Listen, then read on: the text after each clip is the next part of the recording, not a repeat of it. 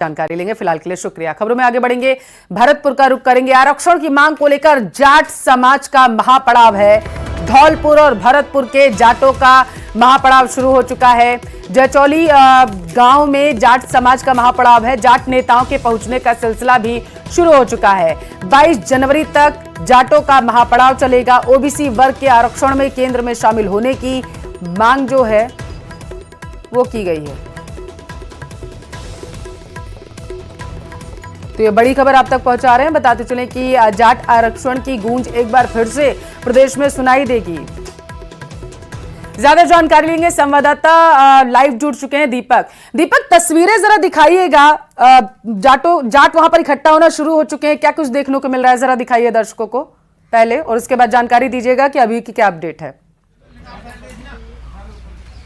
देखिए, बिल्कुल सबसे पहले तो मैं ये क्लियर करना चाहूँगा कि जो आरक्षण संघर्ष समिति के जो पदाधिकारी हैं उन्होंने ये क्लियर किया है कि 22 जनवरी तक ये जो महापड़ाव है वो पूरे शांतिपूर्ण तरीके से चलेगा और महापड़ाव की जो शुरुआत है वो हो गई है। जाट समाज के नेताओं के पहुंचने का जो सिलसिला है वो लगातार जारी है। जचौली गाँव में ये पंडाल बनाया गया है। आप देखिए, ये जो पंडाल है वो अभी तैयारियाँ कुछ हो गई हैं, कुछ तैयारियाँ चल रही हैं। आप देखिए कि किस तरह से जो टेंट है वो बनाया गया है और सामने अब बैठने की जो व्यवस्था है वो की जा रही है। और यहाँ से करीब 200 मीटर के दूर ही रेलवे ट्रैक है। तो ऐसे में जो रेलवे के जो अधिकारी हैं वो यहाँ पर लगातार बंदोबस्त बनाए हुए हैं। पुलिस प्रशासन की जो तैयारियां हैं वो पूरी तरह से चाक चौबंद है। सामने स्कूल है, विद्यालय, वहाँ पर पुलिस की व्यवस्थाएं की वहाँ है और उसके साथ साथ जो अन्य व्यवस्थाएं हैं पुलिस की वो नजर आ रही हैं। ये जाट समाज के जो लोग हैं वो पहुंच चुके हैं। आप देखिए कि तस्वीरें किस तरह से नजर आ रही हैं कि जाट समाज के लोगों के पहुंचने का जो सिलसिला है वो लगातार सुबह से ही जारी हो गया था। हालांकि सर्दी का समय है तो ऐसे में थोड़ी देरी हो रही है, लेकिन फिर भी लोग जो है वो पहुँच रहे हैं। और ये पंडाल जो है वो बनाया गया। आप देखिए कि ये गाँव में पंडाल बनाया गया है। जचौली गाँव है, वहाँ पर ये पंडाल बना हुआ है और यहाँ से थोड़ी दूरी पर रेलवे ट्रैक है। यानी कि जो तैयारियां हैं वो पूरी की गई हैं, लेकिन अभी ये स्पष्ट हो गया है कि 22 जनवरी तक ये जो महापड़ाव है वो पूरे शांतिपूर्ण तरीके से चलेगा।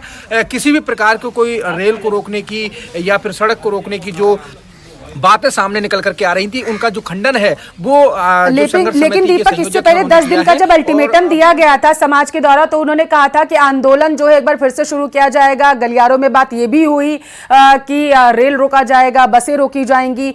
अगर आपके साथ कोई समाज का नेता मौजूद है तो जरा उनसे बात करिए, आगे की कैसी रूपरेखा रहने वाली है जरा पता करिएगा, क्लियर हो पाए। ताकि देखिए, बिल्कुल 7 जनवरी को जनूथर में जो महापंचायत हुई थी उसमें ये डिसाइड किया गया था कि 17 जनवरी से महापड़ाव डाला जाएगा। और उसमें जो गलियारों में चर्चाएं थी कि रेल रोकेंगे जाट समाज के लोग, सड़कों को जाम करेंगे, लेकिन उन सभी का अभी खंडन हुआ है। 22 जनवरी तक ये जो महापड़ाव है वो पूरे शांतिपूर्ण तरीके से चलेगा। आरक्षण संघर्ष समिति के जो संयोजक हैं मेम सिंह फौजदार वो हमारे साथ खुद मौजूद है, उनसे हम बात करेंगे। ओबीसी वर्ग में आपकी मांग है शामिल होने की, किस तरह की तैयारियां हैं, क्या रूपरेखा है आगे की? देखिए, भरतपुर धौलपुर के जाटों के केंद्र में ओबीसी में शामिल होने की मांग 1998 से निरंतर चल रही है और बीच में हमको केंद्र में शामिल भी किया गया, लेकिन 10 अगस्त 2015 को सुप्रीम कोर्ट के आड़ में हमको खत्म कर दिया गया। राज्य का भी भरतपुर धौलपुर का आरक्षण खत्म किया। 2016-17 में सरकार ने बड़े आंदोलन झेले हैं और 23 अगस्त 2017 को केंद्र के सूची में ना जोड़ने के बजाय राजस्थान में तो हमको जोड़ दिया, लेकिन केंद्र में हमको नहीं जोड़ा गया। फिर आंदोलन हुआ 25 दिसंबर 2020 को, जब हाईवे जाम का अल्टीमेटम संघर्ष समिति का था तो 29 दिसंबर 2020 को राज्य सरकार द्वारा केंद्र के लिए चिट्ठी लिख दी गई। उसके बाद हमने ओबीसी कमीशन में भी संपर्क किया।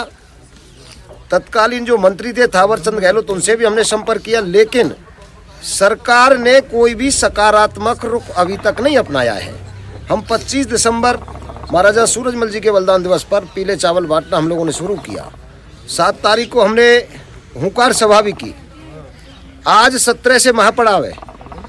22 तक हम रोड और पटरी जाम इसलिए नहीं कर रहे कि अयोध्या में राम मंदिर के उद्घाटन का कार्यक्रम है, हम उसमें कोई रोड़ा डालना नहीं चाहते।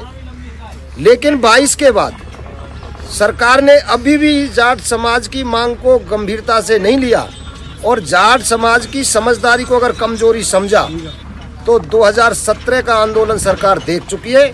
उससे बड़ा आंदोलन करने के लिए जाट समाज मजबूर होगा। हमारी आर पार की लड़ाई का ऐलान है। इस बार ये फर्श यहाँ से जब हटेगी जब भरतपुर धौलपुर के जाटों को आरक्षण की सूची में जोड़ दिया जाएगा। सारे कागज की जो कार्रवाई हम पूरी कर चुके हैं। केंद्र का ओबीसी कमीशन भी यहाँ राजस्थान सरकार के साथ विजिट कर चुका है। और आज दुर्भाग्य है हमारा कि हमको यहाँ महापड़ा पर बैठना पड़ रहा है। आदरणीय जो नवनिर्वाचित और नवनियुक्त मुख्यमंत्री जी हैं, आदरणीय भजनलाल जी हमारे परिवार के सदस्य हैं, भरतपुर से हैं और वो यहाँ की सामाजिक, आर्थिक और भौगोलिक स्थिति से चिर परिचित हैं।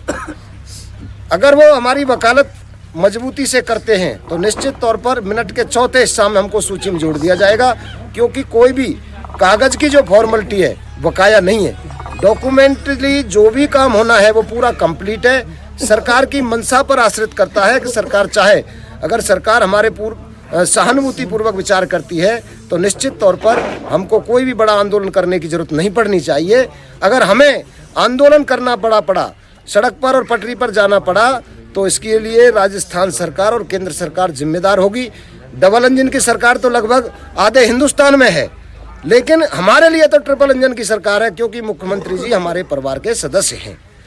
तो ये साफ है कि 22 जनवरी तक किसी भी तरह से रोड जाम, रेल जाम, इस तरह की कोई नहीं, 22 तारीख तक हम किसी भी तरह का कोई ऐसा कदम नहीं उठा रहे हैं। और बाकी अगर सरकार ने कोई ऐसा रुख अपनाया, वार्ता के लिए हम तैयार हैं। और अगर हमारे किसी आंदोलन को छेड़छाड़ की कोई ऐसी स्थिति आई तो बीच बीच में रणनीति बदलने के लिए कोई कदम होगा तो वो संघर्ष समिति बैठकर निर्णय लेगी। हमारा अभी जो हमने तय किया है वो 22 तक गांधीवादी तरीके से, किसी दिन हम हवन करेंगे तो किसी दिन कीर्तन करेंगे। ठीक है दीपक, आप नजर बनाए रहिएगा।